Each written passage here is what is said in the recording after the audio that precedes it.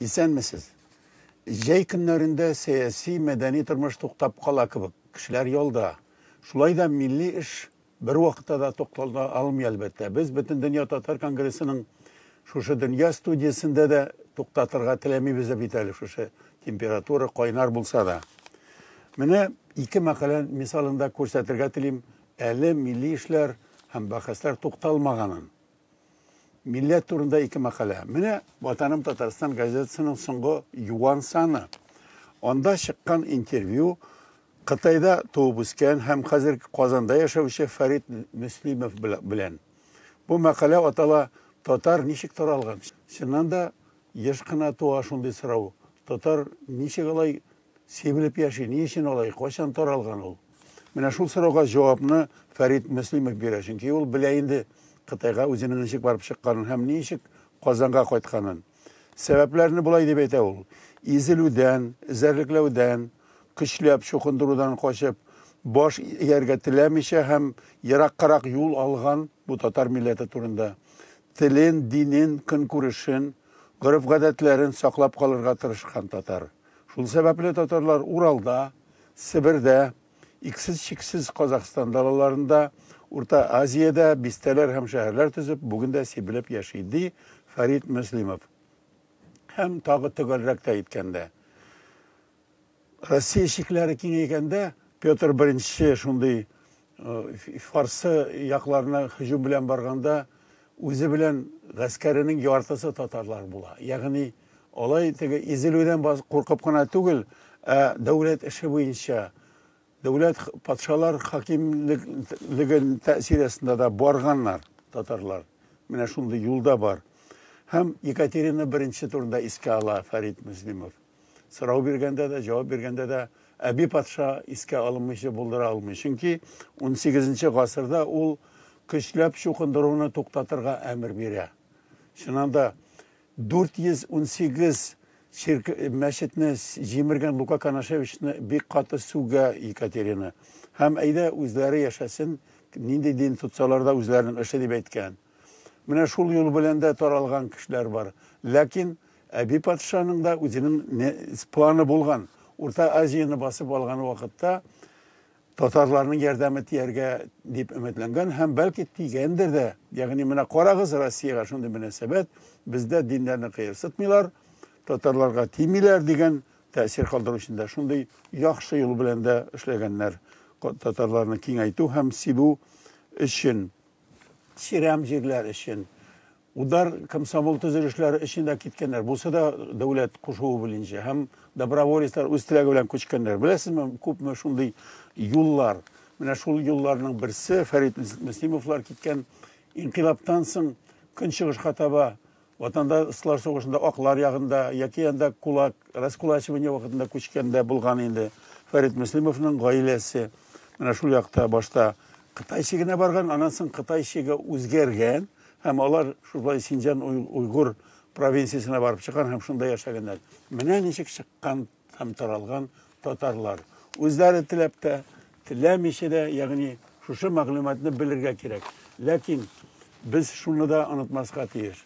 Tataristan ol bugün Rossiyanın özegindeki bir tübekkine 68 bin kvadrat kilometrli. Lakin 12. 13. asırdagi kartını korasak haritani. Onda Rossiya Federasyası yok, Altın Urda degen imperiya var. Ol nek bugünkü Rossiya Federasyasının bir yartısından kubusunu teşkil ete. Şu Moskva İdil yaklarından başlap tın Akenga kadar. Mine şul bulgan indi Tatar ili. Yani Tatarlar koşup barsalar da, şunda yaşarga kalsalar da Sibir'ge, Irak şarıkta hem Ural artında. Olar eli 5-600 yıllıkta şunda yaşaganlar. Hem şularının birisi mesela Başkırtıstan şunda itibaklarının birisi. Başkırtıstan turunda bu şeyde kaynargı meselene. Çünkü can hesapka ezilene biz. Hem mine şul turda Medeni Cumhuriyet gazetesinde bir hikmetli makale var. Başkırtistan'daki Tatarlar turunda sileşu. Bu kimini gazaplendiresin? Başkırtistan'daki Tatarlar turunda sileşu kubul. Lakin bu yolu bu şunda sileşu bulgan. Tatar Inform agentliği şunda sileşu iştirgan. Online rejiminde Zoom aşağı Ufada yaşavuşu jurnalist Alfred Devlet Şin bilen ilimtega kirgen Tatar Inform. Альфред Дәүләшин бөтен дөнья татар конгрессының Уфадагы вәкиле булып та тора, һәм үзе анда имам булып та эшли. Ягъни шундый бик хикмәтле аның вазифалары. Һәм менә шунда инде ул Башкортстан турында, Башкортстан татарлары турында, 1 миллион татар турында Альфред Дәүләшин сөйли. Аннан сорауны алучы һәм аңа өстәмә ясаучы Вахит Имамов шушы Мәдәни җомга газетасының баш мөхәррире. Монда бәхәс кабып чыккан. Альфред Дәүләшин менә безнең Уфадагы вәкилебез гомумән Башкортстан өчен, Башкортстан татарлары гына түгел, Башкортстан хакимияте өчен дә җавап бирергә мәҗбүр булган. Һәм ул аларга лаеклы итеп әйткән инде Альфред Дәүләшин. Башкортстанда татарлар әйбәт яши, анда мәдәният та бар, матбугат та бар, күптән яшьләр, анда зур кешеләр чыккан дип әйтә. Ягъни акланмый, дөресен әйткәндә акланса да, ничектер аргументлар китерә, Башкортстан әйбәт, татарлар анда бәхетле дигән тәэсир ясый. Һәм җанисәп турында әйткәндә ул шундый фикер әйтә. Җанисәпне үткәрү федераль органнарның бурычы, иҗтимагый оешмаларның хезмәте түгел дигәч, әлбәттә бу Казандагы журналист баш мөхәррир Вахит Имамов каршы чыга. Ягъни Альфред Дәүләшин конгрессның андагы вәкиле Башкортстан ягы гомумән Башкортстан республикасы, аның хакимияте, андагы татар башкорты эчендә җавап бирүче булса, Казанда яшәүче Вахит Имамов, актаныш кешесе, Башкортстан татарларының мәнфәгатен күтәреп, бик кызу аргументлар китергән. Узган җанисәптә Башкортстанда 200 меңнән артык татар киметелде дип әйтә ул. Һәм хәзерге вакытта Башкортстанның татарлар яшәгән төбәкләрендә башкорт ыруларының җыелышларын үткәрү, анда ниндидер стеллар кую турында әйтә. Ягъни кызу бәхәс, ләкин бу этикадан чыкмаган интеллигентный бәхәс инде бу шулай итеп ике як бәхәсләшә монда. Ике татар бәхәсләшә. Берсе Уфадагы үзебезнең вәкил, икенчесе Казандагы Мәдәни җомганың баш мөхәррире бәхәсләшә һәм уртак фикергә тулысынча килә алмаганнар. Шунысы кызык. Менә шул турындагы язма Интертат.татар сайтында да чыкты. Һәм Татар Мира интернет сайтында, YouTube каналында видеосы бар моның. Татар Мирада ул Татар Башкирии взбодритесь дигән мәкалә, ягъни Башкортстан татарлары уяныгыз дигән башасына чыккан. Менә шулай итеп бер пресс-конференция Татар информ үткәргән Уфадагы конгресс җитәкчесе, конгресс вәкилчелеге җитәкчесе белән. Һәм килеп чыккан Башкортстан белән Татарстан, татар дөнья арасында бик кызы бәхәс, һәм бу бәхәстә ниндидер хакыйкатьне эзләү бар. Кем хаклы монда? Ул җанисәптә милли җәмәгатьчелек катнашырга тиешме?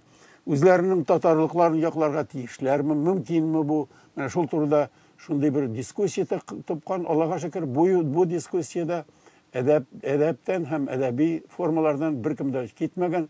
Ягъни җәйге эсседә дә бәхәсләр бара һәм бу әдәпле генә, ләкин бик принципиальный һәм турысын әйтә торган бәхәсләр бара.